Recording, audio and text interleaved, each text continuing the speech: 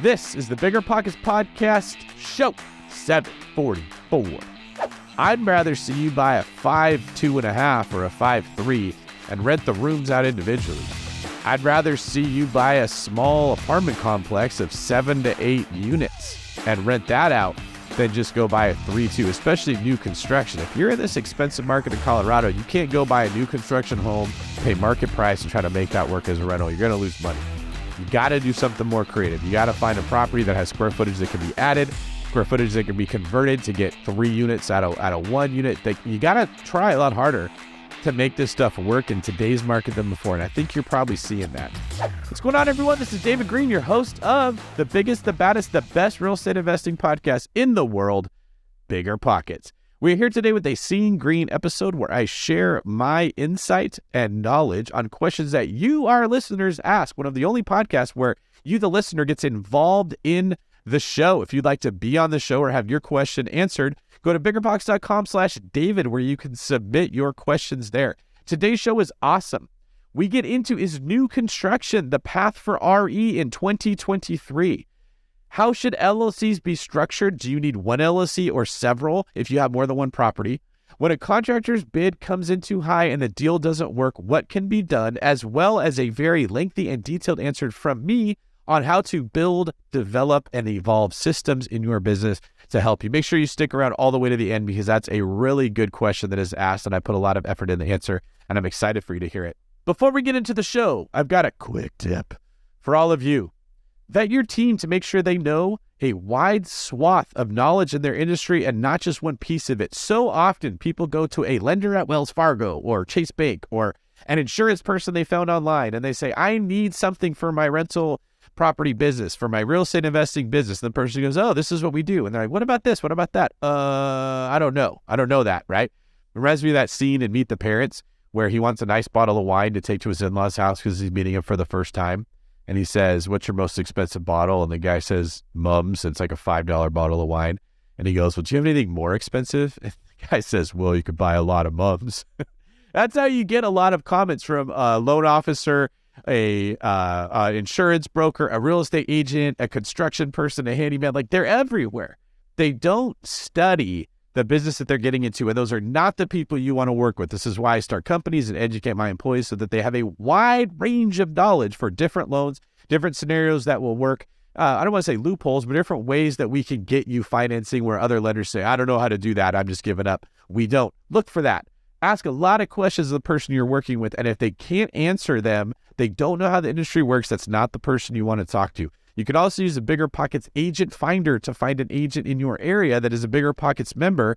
Use the same process with them. Don't assume just because they're on BiggerPockets that they're a good agent. They might have never sold a house, or they might have only sold new construction homes and they've got 75 houses sold on their resume, but none of them are a resale. You want to make sure the person you're working with has a wide degree of knowledge. That was not a very quick tip. That was actually a very long, quick tip, but it was very important. So I hope that you all heard it and take it seriously.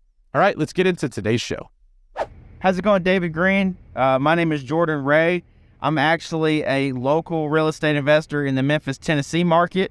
I own a real estate company that I started earlier this year with the idea, of course, to replace my income and walk away from being a truck driver, which is what I'm in right now. I'm in my truck. I enjoy truck driving, but I also enjoy real estate. And I also enjoy my family, and I would like to be able to spend more time with my family and also build generational wealth, of course, like most people do when they get into real estate. So my few questions that I have, just 2 questions. First question, I want to know, when you have multiple properties, I have one right now. It's a cash cow, by the way. But when I get another one, what I'm trying to figure out is if I should put it in my LLC that I currently have the first property in, or should I get another LLC? And how you go about doing that? Because to me, having multiple LLCs seems like a lot of work as far as taxes go. I like to do my own taxes. I'm really good at doing my own taxes. I'm really good at due diligence. So I prefer to stick that way until it becomes too much to handle. So right now, 1 property, maybe 2 properties, I feel like the taxes are not going to be complicated at all. My second question would be, do you wholesale? And if you wholesale, or or if you know who wholesales, what their favorite way or your favorite way to market to get leads is. I currently, have been doing a lot of cold calling and postcards, and I'm actually about to start trying Facebook ads because honestly, the cold calling just isn't working. Postcards are working. I'm getting calls back, but I haven't necessarily generated any leads yet. I've been on and off trying to wholesale now for about 6 months. Haven't closed a deal yet. I've gotten quite a few of them under contract, and at first I was good at getting properties under contract, and then it flipped around, and then I got good at finding cash buyers but not getting them under contract. So I'm trying to dial this down to combining the two, and I feel like I'm getting pretty close, but I just wanted to know your opinion on that. So I appreciate all your help. If you can answer my questions, and I really look forward to seeing my video on your BiggerPockets podcast. Thank you for your time, and have a great one. All right, Jordan, thank you for your question. I can answer the second part really quick. I don't wholesale. I don't do that. I'm not gonna say it's immoral, but in general, I just don't like the model. It's skirting lines of legalities. It is rarely beneficial for the seller of the property. Wholesalers will always tell you that they're working on a deal that's win-win. And sometimes I do think that happens, but the majority of the time, I think that the seller would make a lot more money if they put their house on the MLS where everybody could see the property and other investors would have access to more inventory versus when they just sell it to a buyer's list and a guy like me gets instant access to those properties that I buy all of them, and your normal investors just don't get to see them. So I'm not really a huge fan of the wholesale model. The people who come to me that want to make money in real estate, I'd rather sell their house for them and get them as much money as I could than just get them a quick sale and some investor is going to make money. Now, the first part of your question I can address here. Do you use an LLC per property or one LLC for all properties? This is a good question because not many people understand the complexities of the LLCs. It's typically looked like an LLC is safer, so just own your property there. It's complicated and it's not always safer, okay? So I have a lot of LLCs. I typically have several properties per LLC, but it becomes a headache to try to keep these all together. I pay $75,000 a year to CPAs to try to straighten it all out. It's terrible. Like me alone and paying someone's full-time salary, which I guess if I think about it, I'd be better off to hire a CPA who just was my full-time employee than pay that. Maybe I need to look into it. But what I'm getting at here is CPAs are hard. They're expensive. They're hard to manage. You have to file with them every single year. Like there's a lot that goes into this. So don't just think the LLCs are a magic pill that's going to solve all of your problem for your properties. What you want to try to do is mitigate how much equity is in any one individual LLC. So you don't want to have 4 properties completely paid off in cash in one, and then other LLCs where properties are leveraged at 80%. You want to split it out so each LLC has a limited amount of equity, because if you are sued, they're going to go after the equity in the LLC, which is why you don't want it all in one. Hope that helps with your question. Thank you for your service. Keep on keeping on, and I hope that you find a way to get out of the truck driving job and into a job you like more. All right, our next question comes from Kitty McGregor in Las Vegas. I'm an active duty military. When I got to Las Vegas, I bought a small condo with a conventional loan while I built my first home with a VA loan. Now, 3 years later, I've gotten my real estate license and decided to sell the condo, which I 1031 exchanged into 2 more rental properties and recouped my initial investment. Next, I sold my primary. Now I'm living at my friend's house and need to buy another place. My question is, in this market, how many properties should I go for? I can reuse my zero down VA loan, which is a great benefit, about $120,000 in the bank, but most of the deals I'm running in the local area with zero down and my current interest rates leave no cash flow. So worth doing? Should I buy a 4th property as well or wait for the market to settle a bit more? Thanks. Okay, this is a really good question. First off, I would say, no brainer, use your VA loan with zero down to get yourself into a house act so you can have your own home. You might spend a little bit of money. You might come out of pocket some, but that's okay because owning real estate over the long term is worth if you have to lose money for a couple years just to have a place to live. It's still way cheaper than paying rent or owning your property. So that's a no-brainer. You need to buy a house to live in as a primary with your VA loan. Now, the rest of the money that you have, $120,000, I don't think you should ask the question of how many houses should I buy? The right question is, what's the best way to deploy $120,000 into real estate? Now, there is no rush. That's what's awesome about this. You don't have to go put that money into play. Like for years before, prices were going up, rents were going up. You had to deploy your capital because of inflation. There was a lot of pressure on us. That's been temporarily slowed. as rates have gone up. So there isn't as much pressure on you to go invest that money.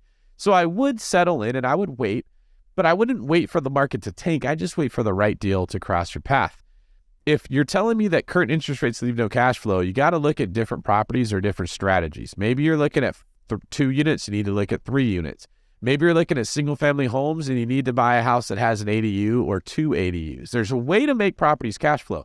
Maybe you're going to have to buy a property and Airbnb the main house and live in the ADU yourself. There's different creative ways that you can look at this, but my advice to you would be, don't just go cookie cutter, oh, well, what worked before is going to work now. When you bought that condo, it was a different market. You could get cash flow, you got appreciation. It's a harder market now.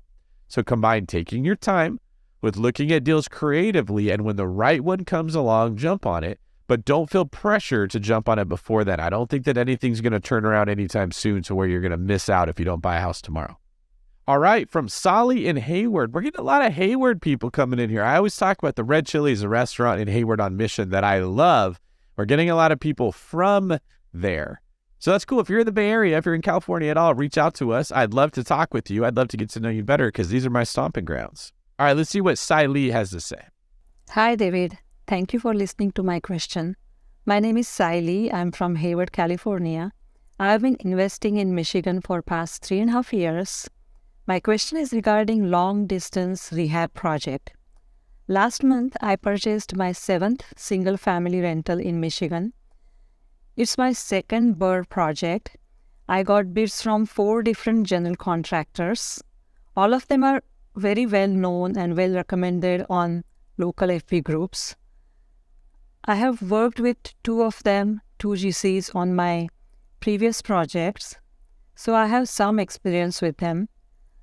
This is a typical renovation project, a dated house that needs an uplift, flooring, paint, bathroom refresh, light fixtures, HVAC, etc. So I've been listening to other investors on podcasts and YouTubes.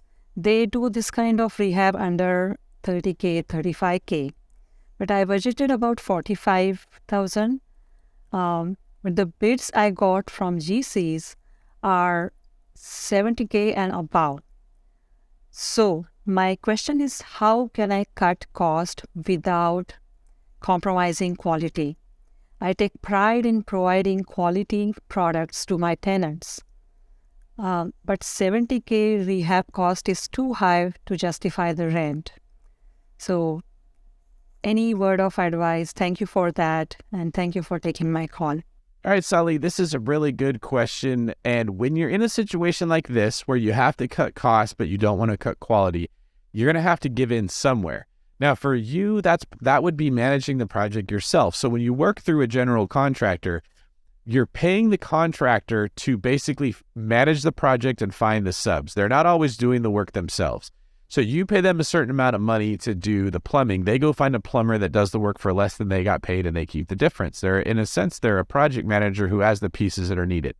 If you want to cut them out of the deal, and the GCs are all giving you bids of $70,000, but you think it can be done for $45,000, you're going to have to go find the subcontractors yourself. You're going to have to go find the plumbers, the painters, a handyman that can do the renovation stuff like the bathroom light fixtures, the HVAC. If you find those people yourselves, you can do this. I just want to caution you, it's trickier than you think. This is why most people use a general contractor. If you go out there and try to find these people yourselves, they might lie to you. They might take your money and not finish the job. This is the problem that you're going to get stuck in.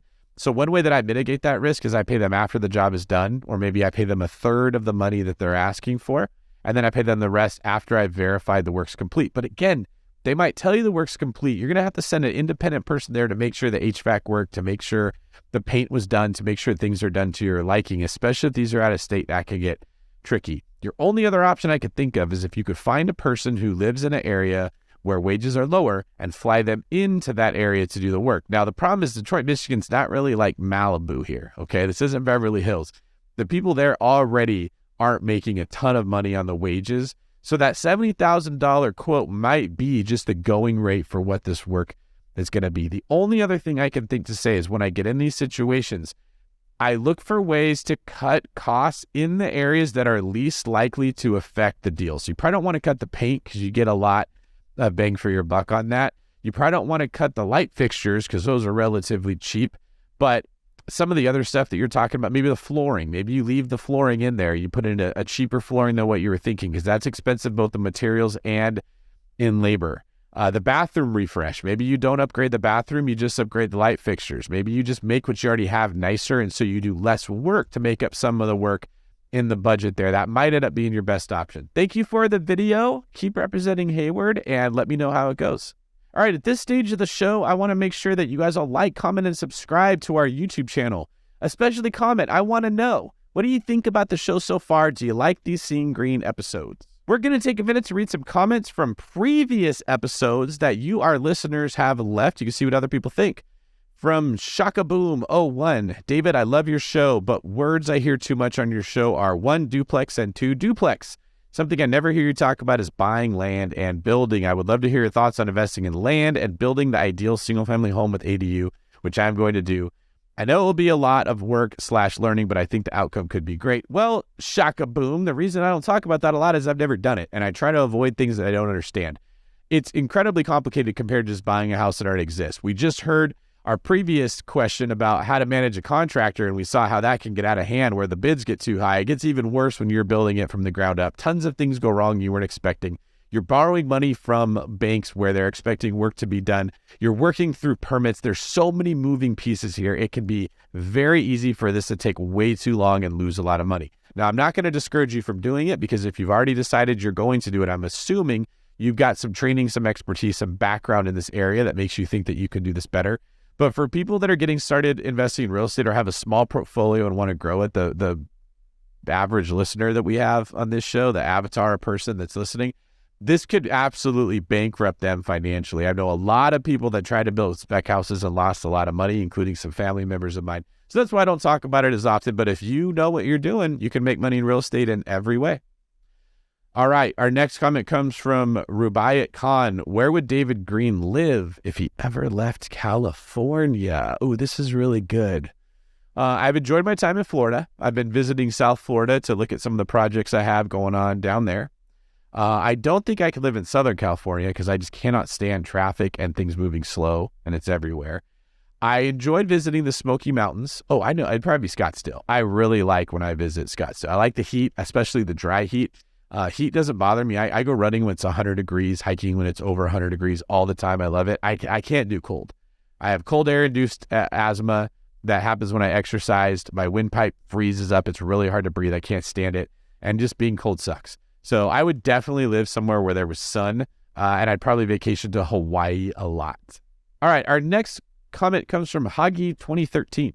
Thanks for outlining videos. They're easy to navigate, and for that, I'll give 10 likes. Yeah, shout out to Nate Weintraub and our production team who help you know what topics we cover by adding in the little breaks on the YouTube timeline there. They got to sit there and do a lot of work, so thank you guys for doing that. And our last comment comes from Unio Brainwave Music app, who says, today is a very lonely day for some reason. So to counter that, I'm saying hello to as many people that read this post. Hello. I hope you all have a better day than how it started, even if it started really well.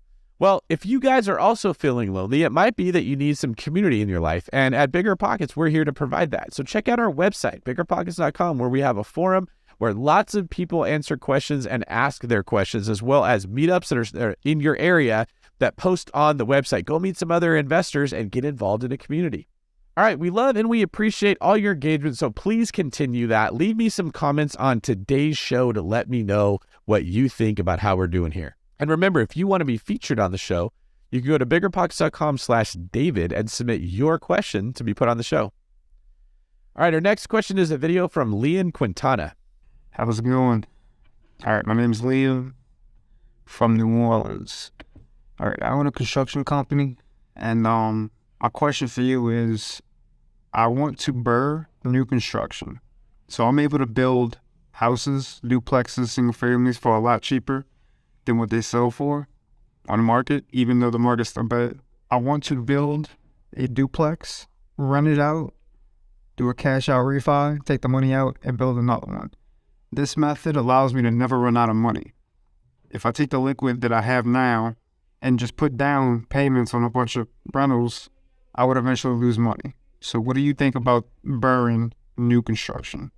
All right. Well, Liam, that is how the BRRRR method works. The only thing that's different is you're talking about building instead of buying and rehabbing. So this would be build, rehab, rent, refinance, repeat. It's kind of funny. It's a little bit different there.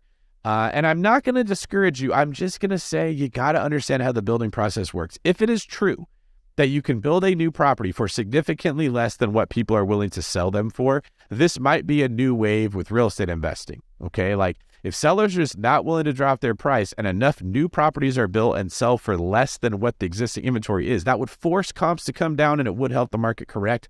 The problem is I just don't see enough investors learning how to build and becoming proficient at doing that in the period of time that we would need to push prices to come down. But if you've got some background, if you've got it in with a home builder, I think this could be cool. Just make sure you know what you're getting into, okay?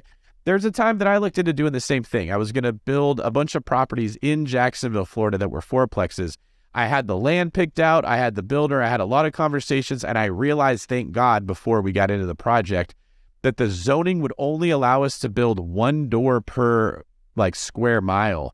And I was looking at buying 10 square miles of land. I can only put 10 houses, but I had planned on building 50. So I was going to do what you're doing. I was going to build 2 or 3 fourplexes, refinance them out once they were appraised, put that same money into the next 4, and just build my own subdivision of fourplexes and have my own rental community, kind of like apartment complexes. And then I found out at the last minute, zoning was not going to allow me to do that. That's what scares me. There's a lot of little things that can pop up like that you don't realize when you don't build often, and you can run out of money very easily. So I would definitely recommend talking with a home builder who has done this many times before and can guide you through the process before you commit to doing this new home construction.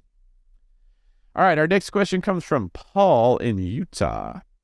Paul says, I invest in Kansas and I currently have 7 doors from a triplex and 4 single family homes. I am a long-term buy and hold investor and I plan to get 10 to 12 doors total. When I was getting insurance set up on my most recent rental property, the person I was on the phone with mentioned that I am getting to the point where it could be a better option to get a commercial insurance policy for all my properties than individual properties on each one. I haven't really heard this before, and I was hoping to get the David Greene and BiggerPockets thoughts on this. What pros and cons should I be aware of? Any companies that I should reach out to or avoid? I called one local insurance broker, and they seemed pretty confused when I was asking about this. It's so funny you say this because I'm in the process of launching an insurance company right now. I believe we're going to call it Full Guard Insurance, and it's going to be providing insurance to landlords. Now, I've run into a couple issues where I have had pipes break when I was in the middle of construction, issues with short-term rentals. I bought property, and it turns out the quote I was given from the insurance company ended up being way lower than what they quoted me once the property was purchased, and it ticks me off, and that's when I go start businesses. So in a couple months, I will probably have a lot more information to give you about this once I've dove into that business. Now, it doesn't get talked about a lot, so I can't give you a ton of information about this. What I can say is that this is not a bad idea. If you can get one policy that will cover everything, I think that's good. As far as the local insurance broker, you just called the wrong one. If you call and you ask about it and they say, I don't know what you're talking about, call someone else and keep calling until you find a person that either knows or they say, oh yeah, we don't do that, but here's why. And they can educate you on the process. Guys, in general, when you're trying to find an insurance broker, a mortgage broker, a real estate agent, a construction person, whatever it is, if you ask them questions and they don't know, that usually means it doesn't fall within their specific wheelhouse and they just do the same things all the time. And no one's good at something that they don't do a lot. You don't go ask a professional skateboarder about snowboarding because they don't do that. They skateboard. They're going to have to learn the hard way how to be good at snowboarding. You wouldn't hire them to be a coach just because they can skateboard. You need to take people the same way. If you're reaching out to someone on my team, if you're reaching out to someone on BiggerPockets, if you're reaching out to someone that a friend referred you to, ask a lot of questions and make sure that they are confident and competent in the way that they answer those questions. They should have a wide range of knowledge, or at least the broker they work for should have that. It is a huge red flag if you ask your lender about a DSCR loan, a bridge loan, a HELOC, any of these other loan products, and all that they can say to you is, we just do conventional, I don't know. Get away from that person. That's not the person that you want to be sort of overseeing, managing, directing, guiding you in your journey. You need a person that is familiar with those products and can tell you which one works best for you, which is how I try to train my staff and what I look for in different agents that I might be working with. Our next question comes from Kayla. Kayla Wright in Nashville. Hi, David. Thank you for reading my question. I'm a freelance marketer who recently started working directly with the real estate investor who has acquired 76 stores in the Nashville area since 2020. In exchange for my marketing services, I receive a 5% payout of total profits on the flip property aspect of the business, which is a new venture on top of the multifamily rental, which is 76 stores. This has been a great opportunity for me to learn the real estate landscape, set goals for myself in my own real estate journey, and build a strong relationship with the investor. My investor partner has also agreed to offer an extra 5%, so 10% total, of profits on flips if I find the properties myself and bring them to him. For added context, I work full-time in another job, but I'm hoping this opportunity will help start my journey as an entrepreneur. My question for you as an investor is, what can I be working on aside from education that will be beneficial to my investor partner? As one of the first employees, in what ways can I truly help him ramp up his flip business and stand out? I'm currently working on the website, but he has expressed interest in my helping with other investor relations and other sides of the business as well. The podcast has helped me immensely. Thanks again. What an awesome question. I love this, Kayla. All right. So I was thinking when I first started hearing this that I was going to give you some warnings about what to avoid, but I don't know that that's necessary. You're asking a really good question. What can I do to help this person with more? Guys, this is honestly how you're going to learn about real estate investing. It's not by finding a mentor who's just going to teach you stuff. It's about finding a person that you can bring value to and help them, and you learn from the experience of doing it for them. Okay, that's what you're really looking for. Not, how does someone teach me how to sell houses? You go find an agent that already knows how to sell houses and you do all the work for them that they don't want to do, and you learn from doing the work. That is the best way to learn anything, is from actually doing it. So working on the website, that's a great idea. My guess is they look at you like a marketer, so they're thinking of marketing stuff that you could do. But what if you have more skills than just marketing, okay? Do you have bookkeeping skills? Do you have project management skills? Can you learn what their workflow is and help them by calling the different people that are supposed to be doing stuff and making sure those people did what they were supposed to do, as well as asking those people, what do you need to help do your job better, and finding ways to solve that. Many times people like me that are managing a lot of stuff give an order or an edict, I want you to go do X, and then X somehow falls by the wayside, and I don't even think to go check in on that till 2 months later when I needed it done, and I say, where's X? And they're like, oh, it's halfway done. This happens all the time. I don't have a lot of people in my companies that take responsibility for making sure the stuff gets done. If you could be that person, you could do anything. If you could just learn to be organized, if you could learn to do follow-up, if you could create a to-do list of everything that person has, like make yourself their personal assistant, and then follow up to make sure everyone's doing things and ask that person a lot of questions, you will learn a ton. So I have this model that I teach the new people where, imagine water falling into a bucket, okay? And the water that falls into the bucket is the stuff that needs to be done on the job, and the bucket is the person. So as that bucket fills up with water, they have tasks that they need to complete. And their job is to get the task done, which is like draining the bucket, before the bucket overflows, which is they ran out of time and they fell behind on stuff, okay? One way that we help is we put a hole in the bottom of the bucket where water drains to a person underneath them, which could be you, which is another bucket that catches all the stuff that comes down. The benefit of that is the person who's doing the initial work where all the water's coming down, they're getting all the learning. But if you can put yourself underneath them, if you can take over some of the responsibilities and do the work, you benefit from the same learning that they don't need anymore. So something they already know how to do comes in, they pass it down to you, you do it for them. They didn't need to learn, they already know. But they still get the benefit of it getting done. You get the benefit of the learning, and it becomes a mutually beneficial relationship. So my best advice when anyone is in your position is to quit running away from responsibility. Quit looking at real estate as a thing you can do so you don't have to be responsible, you don't have to grow, you don't have to learn new skills. Welcome responsibility, run to responsibility. Jump in and say, I want to do as many things as I can for this person as possible, and only commit to the stuff that you are willing to be responsible for the outcome for. If you do a good job with little, you will be given more, and this is how you're going to learn. Great question. Hey, David, I got a question for you. My name is Mark Roberson. I'm an agent/investor here in Northern Colorado. I moved here about a year and a half ago, bought a new construction home. And ever since then, I've been renting it out on Verbo 3 to 4 nights a month. And after 2 years of doing this, I'll be able to offset most of the mortgage come next year during tax time. So my DTI is going to improve probably about $1,000 a month. And so I'll be looking to buy again. I got started really late in 2021. So that's why the DTI isn't going to go up as much as if I had rented it out. You know what I mean? 2 years. Full time, but it is what it is. So I'll get $1,000 extra on my DTI next year. So I'll be looking to move again. And so the next one, since my first loan was on a VA, next one I guess will be FHA.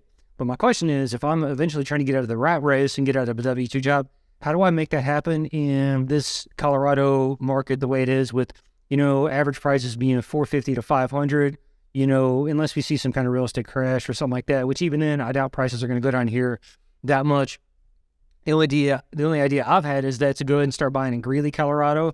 The issue there is that I work at Broomfield, so that's probably about probably about an hour commute. So like, do I just bite the bullet and drive an hour to and from work? Or, you know, so I can buy a duplex in Greeley for, say, you know, 475, 500. Or do I continue purchasing single family homes where, you know, you can get a new construction 3-2, no basement for, say, 425 down close to like Brighton or near Firestone, something like that. So do I focus on duplexes up in Greeley, or do I focus on single family home closer to Broomfield, probably where there's, I say, more demand? And so, like I said, I'm eventually trying to get out of the rat race, to get out of a W-2 job. And so I'm just trying to figure that out. Like I said, this market's way different. I come from Hamilton, Ohio, where my first house was $9,000, and I put 25 into it, had like 30 all in. I eventually paid it all off, had my house free and clear. But out here, $30,000, that wouldn't even get you a shed. I mean, it might get you like a 50-year-old rundown trailer, but that's it, like nothing that's even close to even being habitable. So this is different out here in this market. I'm trying to adapt and do what I can. So just help me out, man. Appreciate your service as a cop, and I'll look forward to what you have to say. All right, thanks, man. Bye.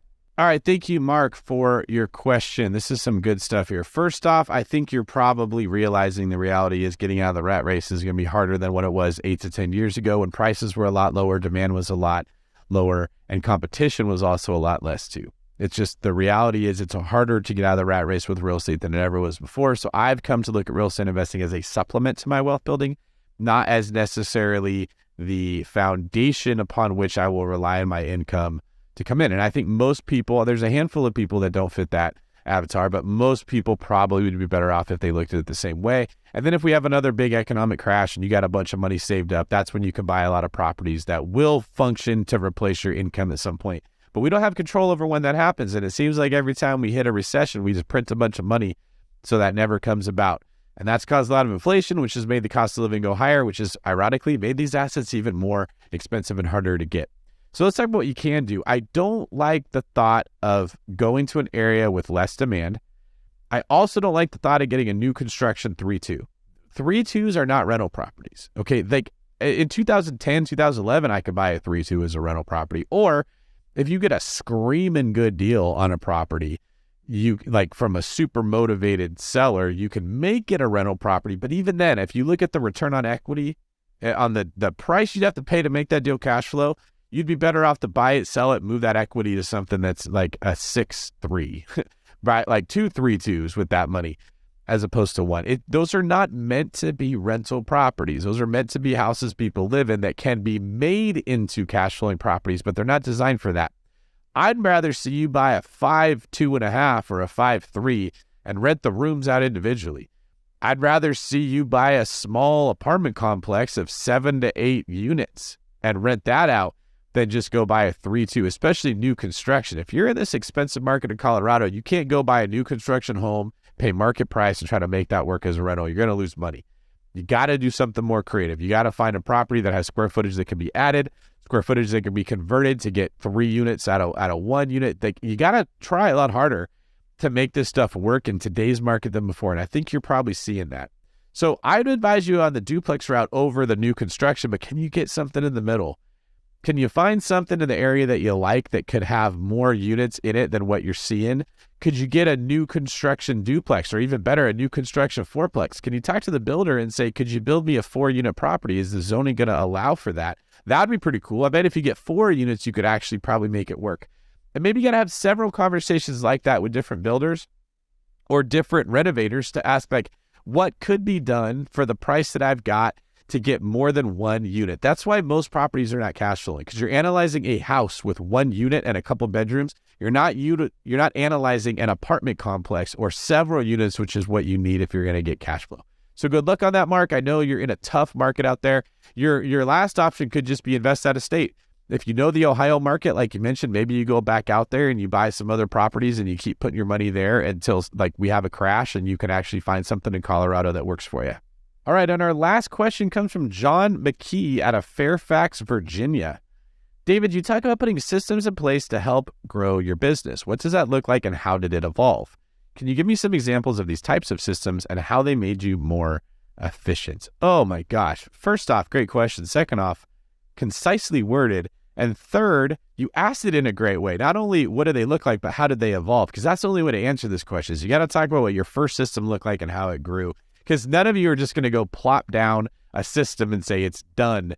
But that's what everyone explains it. You listen to Alex Hormozy, or you listen to some of the other like online gurus, like you need a system. You want a business, not a job. You're like, okay, let's do it. And then they explain how it works and you think you're just going to go wave a magic wand and you have a system. You don't.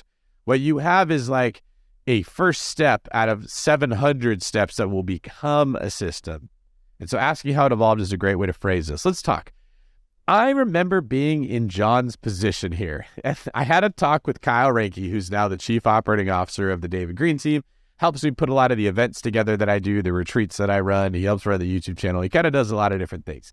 And I remember saying, I keep hearing people tell me that I need a system. I don't freaking know what that means. Like, I get the concept of a system, but how am I supposed to execute it? Is there software I'm supposed to buy? Like, am I supposed to write it down on a notepad? Paint a picture for me of what this looks like. And I was so frustrated because I knew what I needed, but I didn't know how to get it. And Kyle came back to me and he's like, okay, so what all you need to do is open Google Drive and open a folder about whatever you want to make, and then make subfolders inside the folder with the other pieces, and then use Google Documents to type out the instructions. And that little piece of information unlocked what my brain was looking for, okay? I'm like Forrest Gump. I'm not a smart man, but I know what love is. And I needed someone to just paint me a picture that I could get like, okay, that's what I needed. I can run with that. And I just went nuts. Like I became a systems guy because I had that little spark that started me. So hopefully me answering this question can be that spark for a lot of you. Let me give you an example of information that I teach real estate agents and how to build systems, because I did a very good job of systemizing the job of a real estate agent. Then I did a very good job of systemizing the role of a loan officer. Once I had that, I could hire people for the one brokerage, for the David Greene team, for whatever else I'm doing, and they knew what role they were going to play. But before I could do that, I had to build the entire thing out. So I'm going to give you guys an example of that, and then I'm going to show you a screenshot from my phone that shows you how one of the systems works when I'm combining both agents and loan officers together in one system. All right. So if I was going to take a listing, which is one of the easiest things to systemize because like buyers are crazy and they're very emotional and you got to do a lot of different things. It's harder to systemize that. It's like herding cats. It can be done, but poof, it's work. Listings are much easier. So what I started was I made a list of everything I had to do in a listing. And the goal of the original list is just to not forget. Your system starts off by eliminating errors of omission. You're just trying to make sure you don't forget to turn the insurance on in your rental property. You don't forget to have automatic withdrawals set up for the mortgage payment. All of these, like getting the utilities turned on. It's easy, man. I bought lots of houses and then realized, oh my God, no one turned on the air conditioning. We don't have utilities, and the property manager is showing it to a tenant. The house is 105 degrees. Like this happens sometimes when you don't have these systems. So it's just a checklist. Okay, here's all the things that have to happen when I first buy a rental. Here's all the things that have to happen when I first list a home. So like I have spreadsheets now where my employees, every time I buy a house, has a column of all the stuff they got to do. Get the utilities turned on, get the auto pay set up. Here's a link in the spreadsheet that will go to the Google Drive folder where we will keep the insurance, where we will keep the mortgage statement, where we will keep the information if we ever need this on a later date, because you always do. So for listings, it was like order a sign to put in the yard. Have the photographer go take pictures. Have a lockbox put on the property. Get a spare key from the client. Make sure the listing agreement is filled out. Like this sounds obvious, but you just start by writing down all the obvious things you need to do. Okay. And I probably had a list of like 15 things. And when Krista was hired, my first assistant, that's what she worked on. Now, what would happen is we would realize, oh, we forgot to, what's a thing you might forget on a listing to do? Like, you got to put it in the MLS, right? So maybe we would forget to get a certain form filled out that we needed to put it in the MLS. I would look at where in this series of 15 things that step should go, and I would just go into my Google Doc. I would, step 12, I would hit enter, and that makes 13, and I'd put that new thing. And every single time we made a mistake, somebody came to us and said, this needs to get done, and it wasn't on the list, it added to the list, it added to the list, it added to the list. And it went from 15 things to 50 things. That's how much stuff is actually being done. And some of those 50 had sub points, right? So get the listing agreement signed would then turn into give a copy of it to the broker, give a copy of it to the escrow company, right? Like all of these things would start to apply. So you did have little sub points, but you still just have a checklist, okay? On a Google Doc, under a Google folder with the property's name, which is in a folder that says listings, okay? Like, it's that simple. Now, at a certain point, I realized these things can be clumped into stages, okay? So I broke my list of 50 things or 75 things into 4 different stages. The first was pre-listing, okay? So this was all the stuff I needed if I was going to go to your house to sell your home. So I would have a comparative market analysis run by my staff. They look at every active, pending, and sold home that was on the market. I showed them by sitting with them, here's how you call every single person, every agent that has an active and a pending sale. And you ask them, how many offers are you getting? Where are the offers coming in? Do you think you priced too high? And then I would teach them how to build rapport because no agent just wants to tell you that. And so before I went to a listing, this is the work I would do. I don't show up to sell your house and just be like, here's what we should sell it for. I've done some research. I know these houses are listed at 700, but they're selling for 780. So we don't have to list that low. We could come in at 765 or something, right? Or these houses were listed at 850 and they're just sitting there. They're not selling. The agent says they're about to do a price reduction to 775. So we don't want to copy that person. I had all this information and I had notes. Their house looks like this. Your house looks like this. These are the best comps. I would have them do that. Then we had these like David Greene team folders made, and we had these pens. I don't think I have one around, but they look kind of like this, but they were red and black with our logo and the name. And Krista would get the folder, put the pen. We had a marketing pamphlet, we still do, called the Blueprint, that explains to sellers all the steps that go into selling a house, as well as buyers, all the steps that go into it. She'd put the comparative market analysis. She'd put a copy of the listing agreement. We have a pop socket that goes on like the back of a phone, like one of those things that you can hold it with that was branded. We had all these like goodies that we would bring, and all that would go in a folder. And then I would have an iPad that I would bring with me, and that's what I would give the presentation on. Okay, I know this is a bit of a long answer, but I'm showing you guys a level of detail that goes into the system. And then all of the steps that were needed for me to be able to get the listing signed were in this document. Up to the point where there's even a reminder for Krista to put the address in the calendar of my phone through the computer that was linked to it, so that I would just get a 3 o'clock listing appointment. You got to go to this address, and there'd be a reminder 30 minutes before that would say, like, put the thing in your car. Because as you guys noticed, I forget to turn the light green. I would forget to grab the folder. I'd get to the listing appointment. It was bad. Okay. And then Krista knew that she needed to be on call when I was at a listing appointment. So if I was there and you were like, well, David, I mean, I know you have a team, but I really want to work with you. How do I know that I'm going to get good service? And I'd say, let's try this. Let's call Krista right now and see what happens.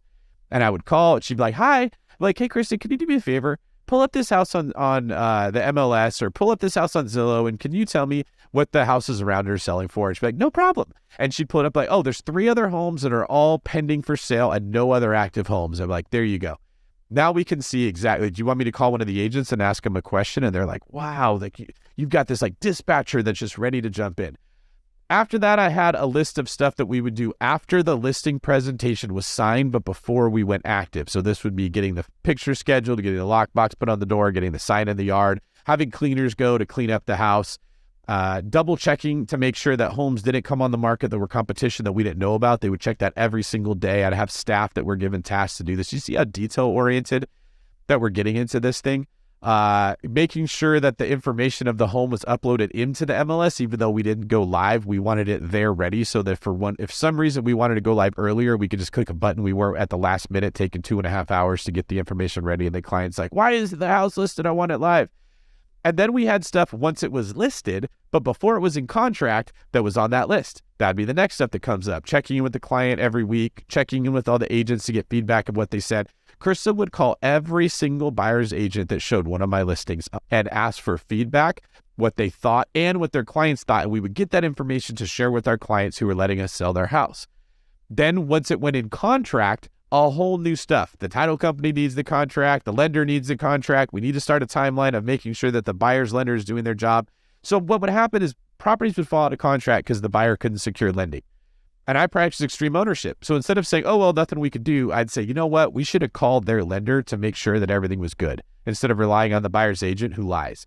So it became a part of that thing for Krista to call once a week and check with the lenders of the buyers who are buying our listings. This is not my job. This is the other agent's job, but I would do their job because I needed that deal to close. And if they were like, yeah, the person's not giving me their statements, the person's not getting back to me, they won't let me pull their credit, I knew something was going on. So when the agent was like, oh yeah, everything's fine, like it's going along pleasantly, but I know that they're not submitting the information that they needed to their lender. Maybe they're looking at other houses. Maybe they're thinking about backing out. And I would go to our clients and I'd say, I think we need to pull the plug on this buyer and put it back on the market and get another one. Well, what if we lose them? We've already lost them. They just haven't said that. This is what no other agents are doing because they don't have these systems. Then once the house sold, there was a whole nother stuff. Like making sure that the stuff got taken out of our client's name and put into the buyer's name, making sure all the furniture got moved out of the house, making sure that we marked it in the MLS that it's now sold instead of pending, making sure all the paperwork needed to be getting to the broker went to the right broker, making sure we got the client a gift, making sure we put a testimonial up on social media. All of this stuff, you cannot rely on your brain to tell you.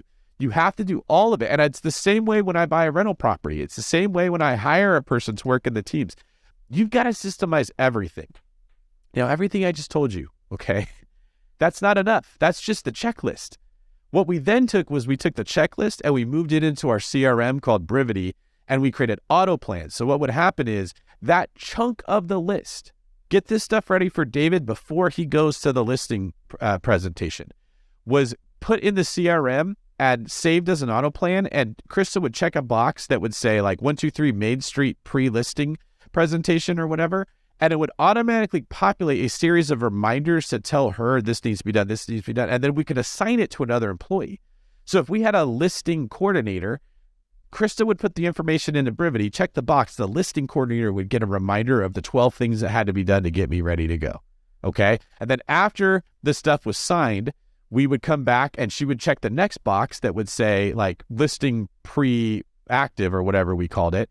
And then all those reminders that were in the Google Doc automatically go to the right person on the team, and now they know all that they need to do all those steps. And Krista or me can look and see, are they doing their job? Are they checking things off? Is it going where it needs to go? It was beautiful, right? It took all the memory out of it, which is how we got to the point that we could sell 50 homes with like a handful of admin staff at a time. Like I had 53 houses in escrow at the peak with like me and three other admin as well as just the agents, and it was running beautifully, okay? This is how systems need to work. Now, obviously, none of that happens right away. And we still refine these systems because occasionally something goes wrong that we never anticipated. And we go add something to the system to say, okay, now we have to add this in here, or we need to take something out that doesn't happen anymore. That's how it evolved in one area of my life, just a real estate agent. And I put a lot of the stuff in the books I wrote for BiggerPockets, Sold, Skill, and Scale, which you guys can buy at the BiggerPockets bookstore if you're agents. And if you're investors, this is stuff I teach to other people with like the spreadsheets I have, like offers written, offers accepted, closed under rehab, closed needing furniture, like all the different stages of when I'm buying properties so that Krista and I and whatever admin we have can keep up with it. This is why I tell you guys real estate is work. It's not like, oh, I bought a house and I'm done. You still got to do a lot of stuff. And these like systems are what's so powerful. So thank you, John, for letting me go on a 15-minute explanation of how systems are born and evolved. I could do an entire podcast about this, maybe an entire series of podcasts because they're so important. And as you're listening, I just want to remind you, don't expect to get it right on the first try. Systems are evolved, just like John said. They are developed. They aren't just something that, boom, you snap your fingers and say, hey, can I have your spreadsheet of all your systems and think you're going to be done? It's not like that. All right, everybody, that was our show for today. Thank you so much for joining us on today's Seeing Greene episode. I love doing these, and I love even more that you guys are submitting your video questions as well as your written questions for me to answer. Please remember to take a minute to leave a comment on the YouTube channel, as well as like, share, and subscribe, and let me know what did you think about today's show. You can follow more of me at DavidGreene24. I'm on social media everywhere as well as YouTube. And if you want to meet in person and you're too shy to submit a video, Go to davidgreen24.com/retreats where you can check out ways that you can meet with me. We can talk about real estate. I can help you in your journey. We can get to know each other, and we can form that community that is so necessary for people that get lonely. Thanks a lot, guys. BiggerPockets has lots of content out there, so check out another one of our videos if you have some time. And if not, I will see you next week.